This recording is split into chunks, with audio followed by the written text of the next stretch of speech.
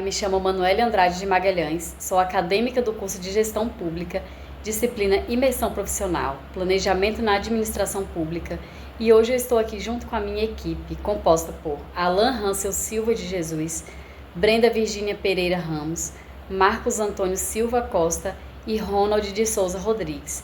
Vamos fazer uma análise sobre o planejamento estratégico na gestão pública. Sejam todos bem-vindos ao nosso vídeo. O artigo aborda a aplicação do planejamento estratégico na gestão pública, tomando como estudo de caso a UPA 24 Horas do bairro Barris, localizado em Salvador, no estado da Bahia. Como abordagem qualitativa, foi utilizado o método de entrevista e revisão bibliográfica para compreender como esse método é implementado e quais benefícios traz para a instituição.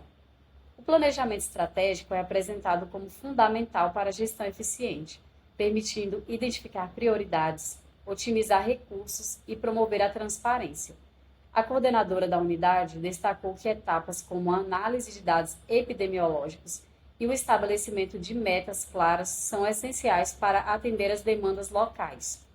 O estudo também aponta desafios significativos, como infraestrutura inadequada, falta de medicamentos e alta demanda populacional, além de propor soluções baseadas em treinamentos e monitoramento constante. A pesquisa enfatiza que a prática do planejamento estratégico contribui para a eficiência administrativa, reduz desperdícios e melhora o atendimento ao público. Conclui-se que o planejamento não apenas facilita a gestão, mas também fortalece a confiança da população, sendo indispensável para o desenvolvimento sustentável e a modernização da administração pública. Olá, meu nome é Ronald e eu vou apresentar a introdução do nosso trabalho. O planejamento estratégico é uma ferramenta essencial para melhorar a eficiência e eficácia e transparência na gestão, especialmente em instituições que lidam com desafios como a alta demanda e a limitação de recursos. Iremos falar sobre a importância do planejamento estratégico na gestão pública, com foco na UPA 24 Horas do bairro Barris, em Salvador. O artigo busca entender como o planejamento estratégico é aplicado nessa UPA, quais etapas e técnicas são usadas e como ele contribui para enfrentar o desafio da saúde pública. A questão principal é como o planejamento estratégico pode melhorar a coordenação administrativa e garantir os serviços de qualidade para a população. Além de explorar as práticas dessa unidade, o estudo também analisa os desafios enfrentados, como a falta de infraestrutura adequada, escassez de recursos e burocracia. A relevância do tema se dá porque, sem o uso eficaz do planejamento estratégico, a capacidade do setor público de atender às necessidades da sociedade fica seriamente comprometida. Com isso, o trabalho ressalta a importância de gestores capacitados e de ferramentas modernas que permitam uma gestão mais flexível e adaptada às demandas atuais. Vamos então discutir como o planejamento estratégico pode ser um caminho para tornar o sistema de saúde mais eficiente e alinhado com as necessidades da população. Meu nome é Brenda Virgínia, faço parte da equipe 5. Dando seguimento ao artigo, falando sobre o ato de planejar, ele está diretamente relacionado ao comportamento humano, de avaliar a possibilidade de implementação de um projeto e suas consequências. Diversas linhas de pensamento sobre o planejamento no setor público emergiram ao longo do tempo, da história, tendo o tempo definido para ser reconhecido como uma das funções essenciais da administração. Especificamente falando sobre planejamento normativo, que foi desenvolvido a partir do meado do século XX, centralizado e orientado pelas regras e normas do governo, cujo modelo é mais estático em sentido de que o futuro possível é planejado traçando uma ação para aquele determinado projeto ser concluído, independentemente das circunstâncias envolvidas. Hoje o planejamento é uma prática necessária à administração pública e privada, devido aos inumeros benefícios, entretudo, a maximização dos resultados. Resumindo, o foco do planejamento não é apenas num resultado final, mas também num processo desenvolvido. Saudação a todos, eu sou Marcos Antônio e vou dar prosseguimento à nossa explanação do artigo falando sobre nossas análises e discussões sobre o assunto. E para iniciar esse tópico, eu gostaria de trazer aqui para vocês um trecho da obra que já é considerada temporal no meio da gestão pública, chamada La Nueva Administración Pública, dos autores Rafael Bagnon e Ernesto Carrillo, onde diz que, mais do que ser usado para definir decisões e ações que guiem o que faz e por que faz, o planejamento é uma forma de integração do político com o técnico, para que o governo de um país possa desempenhar as suas funções. E é justamente com base nesse pensamento que sentimos a necessidade de expor neste artigo a figura de um distrito sanitário, que nada mais é do que um dos modos como está estruturada a gestão da saúde nos municípios, dividindo um espaço geográfico extenso em blocos menores para a realização de um planejamento mais certeiro, a fim de melhor atender às necessidades sociais e epidemiológicas de uma população. Nessa imagem que estamos exibindo aí para vocês agora, tem um exemplo de um distrito sanitário do Centro Histórico de Salvador. E como podemos observar, ele abrange estrategicamente uma área com mais de 20 bairros. E sendo dividido dessa maneira, vai ser possível a coleta de informações para a elaboração de um planejamento específico para aquela região. Então, além desses, existem outros distritos na cidade de Salvador, como o de Itapajipe, Liberdade, Brotas, Boca do Rio, Barra, entre outros que vão seguir essa mesma estrutura. Justamente na UPA 24 horas do bairro de Barris, no Distrito Sanitário do Centro Histórico de Salvador, que escolhemos fazer nossa pesquisa de campo e assim ter uma noção de como acontece o planejamento estratégico numa unidade de saúde pública. Para tanto, tivemos a colaboração da coordenadora geral desta instituição, a profissional de gestão pública Débora Nascimento, que teve sua trajetória iniciada lá na UPA no ano de 2007, assumindo inicialmente o cargo de auxiliar administrativo e daí foi crescendo ali dentro, vendo como funcionavam os processos de gestão até chegar ao seu cargo atual de coordenação. E gentilmente ela cedeu uma entrevista para esclarecer as problemáticas levantadas aqui no nosso artigo.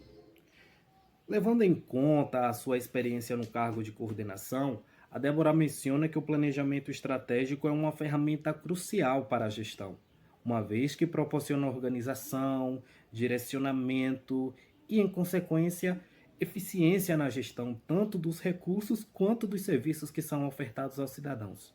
Segundo ela, o hábito de recorrer ao planejamento estratégico possibilita a identificação das demandas de saúde da comunidade local, com base em dados epidemiológicos que serão a base para se traçar metas claras e o aperfeiçoamento do atendimento. A exemplo, foi dito que se em uma determinada região as taxas de hipertensão estão muito elevadas, com o planejamento estratégico criam-se ações, como a realização de campanhas educativas, reorganização do fluxo de atendimento voltado para os hipertensos, ou mesmo o treinamento da equipe para uma abordagem melhor no diagnóstico e tratamento, além de, é claro, da avaliação contínua do impacto dessas ações na obtenção dos resultados esperados.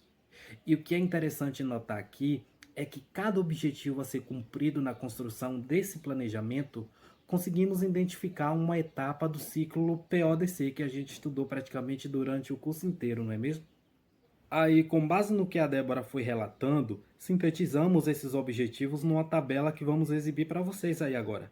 Então, nos objetivos 1, 2 e 3, onde há o levantamento de informações a fim de se mapear as necessidades da comunidade, utilização de indicadores qualitativos e quantitativos dos resultados de ciclos anteriores, assim como também a elaboração de estratégias para a resolução de problemas, a gente observa claramente ações do planejar do ciclo PODC, estando o foco dessa etapa ali no diagnóstico situacional, no estabelecimento de objetivos e metas na formulação das estratégias. No objetivo 4, onde se faz uma descrição clara de cada etapa de prazos, responsáveis e recursos que serão necessários, a gente percebe características do organizado ciclo PODC, sendo o foco direcionado exclusivamente para o plano de ação. Quando olhamos para o objetivo de número 5, existe a mobilização de toda a equipe, ali desde o porteiro até o médico plantonista, para que as ações sejam cumpridas o mais fiel possível, dando forma à etapa do dirigir do ciclo PODC, sendo que o foco está basicamente na execução das ações. Já nos objetivos 6 e 7, onde é gerado um relatório contendo todas as percepções do processo e verificando os resultados obtidos, adaptando todo o planejamento estratégico de acordo com o que foi visto até o momento, seja na área do atendimento ou mesmo na administração de recursos, fica evidente os traços do controlado ciclo PODC, levando em conta que o foco fica no monitoramento e avaliação, bem como na adaptação do plano. Então, para que todo esse processo rode direitinho, a Débora mencionou que é muito importante que o gestor público esteja bem treinado e preparado com habilidades essenciais como liderança, boa comunicação, negociação e tomada de decisões pautadas em princípio como universalidade, equidade e integralidade. Mas apesar disso, o gestor público não está sozinho nesse processo todo. Existem vários atores políticos em cena, cada um envolvido em diferentes níveis de responsabilidade e envolvimento, desempenhando papéis complementares para garantir que o planejamento seja eficaz, participativo e alinhado com as políticas públicas. Quanto a esses atores políticos envolvidos, a Débora destacou para a gente o pessoal da alta cúpula administrativa, o que inclui o secretário municipal de saúde, que até então era o Alexandre Reis, e todos os seus assessores. Foi mencionado também como atores políticos envolvidos no processo os demais coordenadores e diretores das unidades de saúde circunvizinhas que fazem esse processo de planejamento, supervisão, engajamento das equipes, assim como também o corpo técnico administrativo, composto ali por médicos, enfermeiros, técnicos de enfermagem, os agentes comunitários de saúde, que em suas atribuições vão fornecer informações sobre as necessidades de saúde da comunidade. E por fim, a coordenadora deixou em evidência que o ator protagonista é a própria população, visto que são as demandas emanadas pela comunidade que constituem a base para todo e qualquer planejamento na saúde pública. Ela nos falou a respeito dos principais desafios enfrentados na elaboração do planejamento estratégico naquela unidade de saúde, onde ela deu ênfase nas questões relacionadas à infraestrutura e à demanda crescente da população. Com relação à infraestrutura, existem salas inadequadas para a prestação do serviço, com falta de manutenção ou ausência de equipamentos essenciais, e isso vai comprometer o atendimento, além da carência de alguns medicamentos por conta da burocracia no processo de obtenção, que ainda é muito grande. E com relação à demanda da população, dependendo da época, se formam longas filas por conta da falta de profissionais capacitados, resultando em insatisfação por parte da população. E para contornar esses desafios, a coordenadora adota medidas preventivas na sua unidade, tais como a adoção de protocolos clínicos rígidos para se evitar o desperdício de medicamentos e materiais, o monitoramento contínuo dos estoques para evitar a falta ou excesso de materiais e medicamentos, e também a promoção de treinamentos periódicos para sua equipe, a fim de aumentar a eficiência no atendimento, reduzindo retrabalhos e agilizando processos internos. Com isso, encerro as minhas considerações sobre as análises e discussões e deixo vocês com as reflexões finais com o nosso colega Alan Hansel. Olá pessoal, boa noite. Me chamo Alan, faço parte da equipe 5 da turma de gestão pública e eu vou apresentar a vocês as reflexões finais sobre o nosso artigo e a apresentação. Bom, acerca de tudo que foi apresentado anteriormente, foi possível identificar os esforços e como são conduzidas as experiências com o planejamento estratégico na UPA 24 horas do bairro de Barris, em Salvador, Bahia. De uma maneira mais específica, como funciona o processo de coordenação administrativa na unidade e como cada etapa funciona para transformar desafios em novas oportunidades dentro da gestão pública. Foi observado pelo grupo que os gestores eles têm sim consciência da importância do planejamento estratégico, considerando assim esse planejamento como uma ferramenta para conseguir adotar uma postura de certa forma flexível, inovadora e proativa.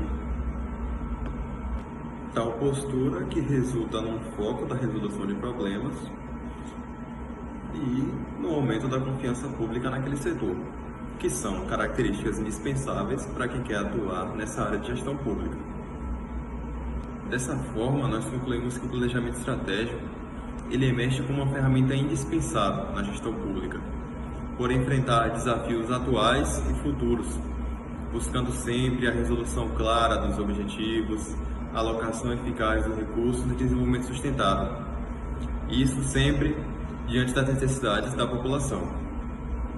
Por isso, sugere-se que o tema seja frequente alvo de estudos, visto que isso se mostra essencial para as inovações metodológicas, assegurando também adaptações às mudanças sociais e tecnológicas.